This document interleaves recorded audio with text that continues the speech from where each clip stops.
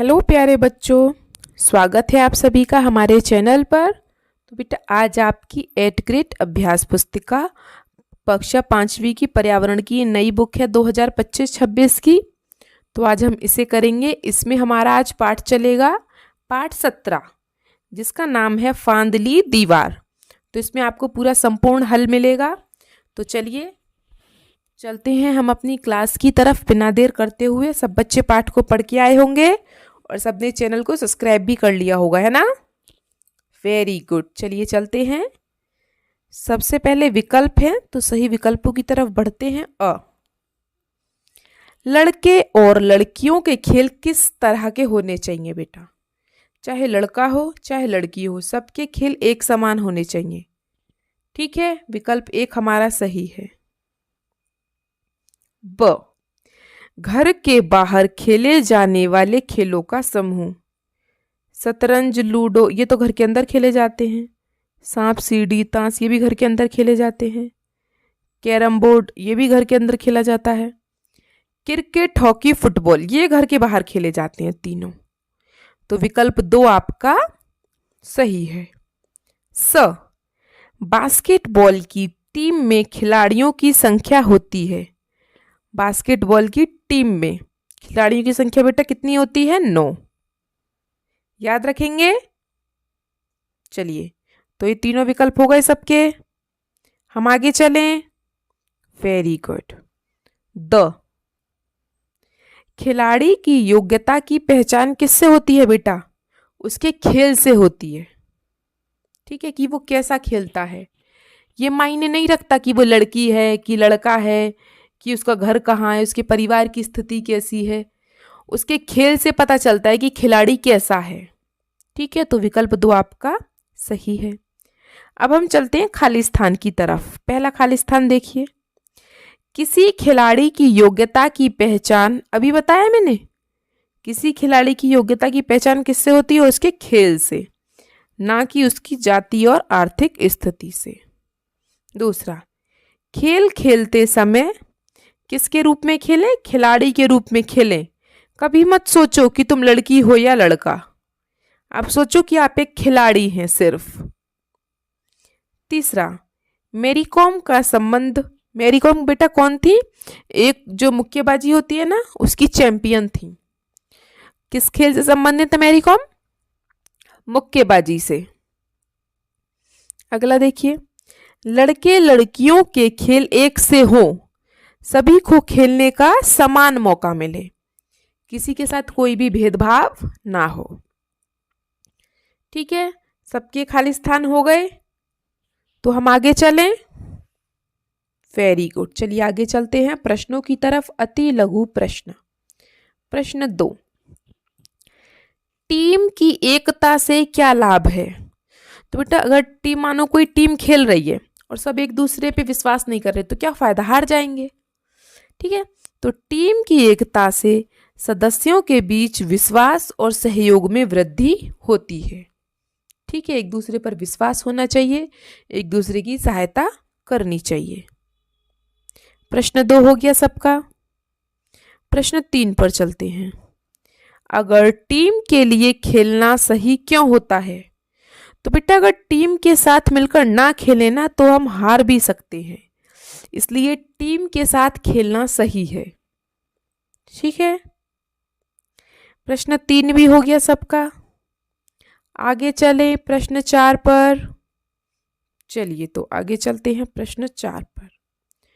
अखबार की रिपोर्ट में लिखा था अफसाना दीवार फांद चुकी है। इसमें कौन सी दीवार के बारे में कहा गया है बेटा? इसमें सफलता और लिंग भेद की दीवार के बारे में कहा गया है, कि जो अफसाना है वो सफलता की दीवार फांद चुकी है। और लिंग भेद मतलब वो लड़की है, इससे अब उसे कोई फर्क नहीं पड़ता, क्योंकि वो अपने आप को सिर्फ एक खिलाड़ी समझती है। ठीक है, चलिए तो ये हो गए सबके अति लघु। लघु प्रश्नों पर चलें।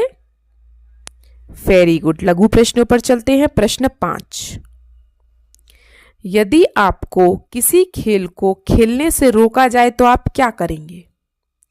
तो बेटा यदि मुझे किसी खेल को खेलने से रोका जाए तो मैं उसका कारण जानने की कोशिश करूँगा पहले तो, ठीक है। और उचित ना होने पर मैं उन्हें समझाऊंगा, और यदि आवश्यक हो तो बड़ों या शिक्षकों से मदद मांगूंगा, ठीक है। ये नहीं है कि हार मान के बैठ जाएं, जैसे अफसाना ने हार नहीं मानी थी, ठीक है।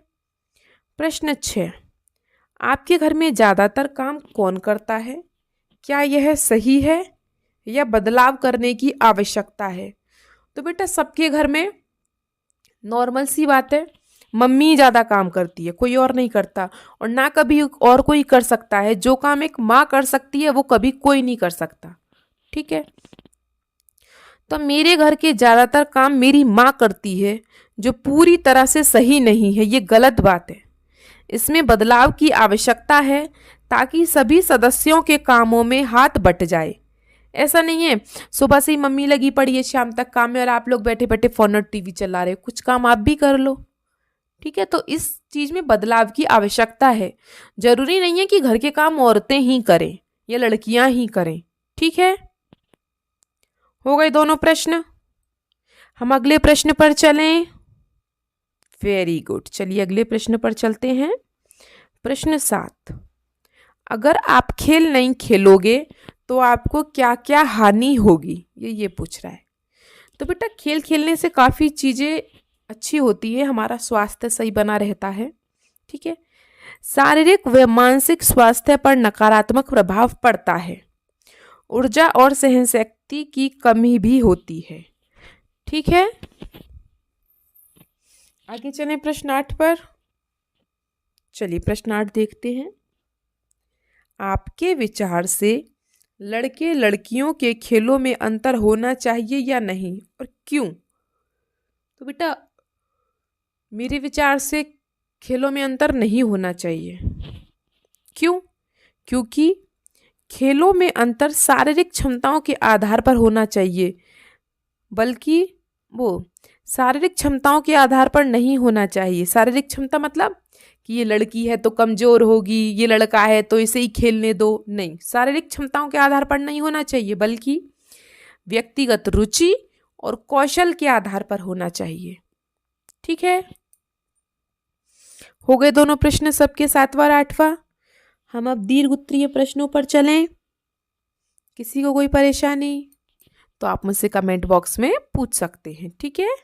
और कमेंट बॉक्स में मुझे अपना नाम ज़रूर लिखें बेटा। चलिए प्रश्न 9, अगर आप एक टीम के लीडर हैं जहां विभिन्न प्रकार के खिलाड़ी हैं, आप खिलाड़ी में एकता और टीम भावना के लिए क्या क्या करेंगे? मतलब आपके खिलाड़ी अलग अलग ना खेलें, एक साथ मिलके खेलें, तो आप क्या करेंगे? आपसी समझ विकसित करना एक दूसरे में, ठीक है। साझा लक्ष्य निर्धारित करना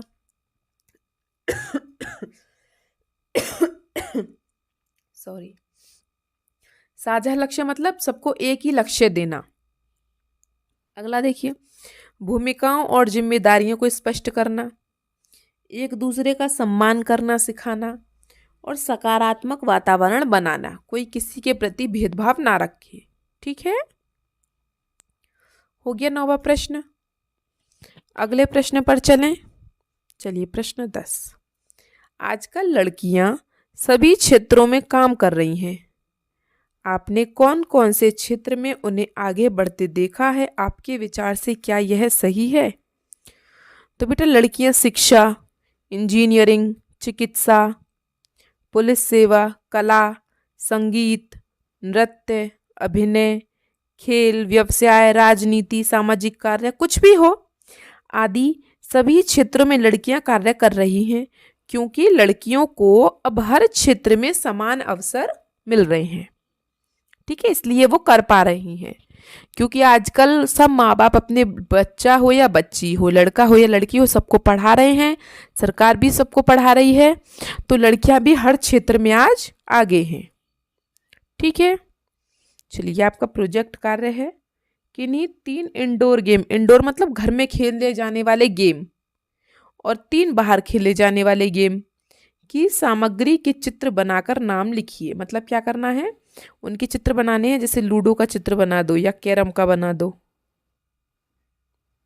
ठीक है, कैरम बोर्ड का चित्र बना दो यहाँ, फिर उसका नाम लिख दो कि ये कैरम बोर्ड है। ऐसे चित्र बना के उनके नाम लिख के यहाँ पे चिपकाना है। तो वो कार्य आप स्वयं करेंगे। मैंने आपके सारे प्रश्न हल करा दिए हैं, आपकी क्लास ख़त्म हो चुकी है। तो जाने से पहले बेटा वीडियो को लाइक ज़रूर कर दें, अपने दोस्तों के साथ शेयर करें, और एक बात और, हाइप ज़रूर कर दें अपनी वीडियो को, इसको, ठीक है, जिससे कि और बच्चे भी देख सकें। कमेंट ज़रूर करें, सब्सक्राइब करें। मिलते हैं हम आपसे अगली क्लास में। तब तक के लिए आपका दिन शुभ हो। Have a nice day and thank you.